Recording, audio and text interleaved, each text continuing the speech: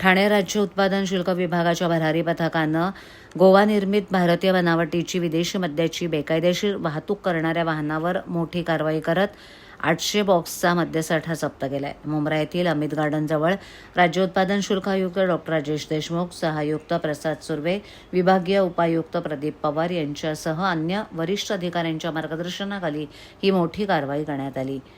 शुक्रवारी सायंकाळी 5:15 वाजता भरारी पथकानं टाटा 1613 6चाकी टेम्पोची तपासणी केली असता या वाहनात गोव्यातून ठाण्यात आणलेले विदेशी मद्य आढळून आलं। अवैध वाहतुकीत 800 बॉक्स मद्य तसंच टेम्पो असा एकूण 63,98,400 रुपयांचा मुद्देमाल जप्त करण्यात आलाय।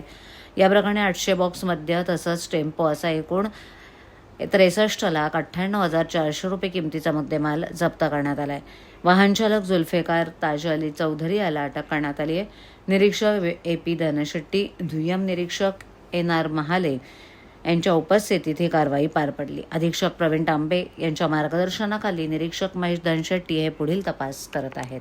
काय कारवाई करण्यात आली आणि किती दारू आहे ती जप्त करण्यात आली? राज्य उत्पादन शुल्क विभागाचे ठाणे जिल्ह्यातील भरारी पथक क्रमांक 1 चे निरीक्षकांना खबऱ्यामार्फत अशी माहिती मिळाली की गोवा राज्यामध्ये बनवलेला आणि फक्त गोवा राज्यामध्येच परवानगी असलेला मद्यसाठा ठाणे जिल्ह्यातून वाहतूक होणार आहे। तर त्यांनी अमित गार्डन मुंब्रा येथे सापळा रचला असता हा ट्रक पकडला आणि या ट्रकमध्ये जवळपास 800 बॉक्स गोवा बनावटीचं मद्य जप्त केलंय, ज्याची किंमत अंदाजे 50 लाखापर्यंत आहे आणि त्याच्यासोबत एक ट्रकही जप्त केलाय ज्याची किंमत 14 लाख आहे। अशी टोटल 64 लाखाचा मुद्देमाल ह्या गुन्ह्यामध्ये जप्त केला।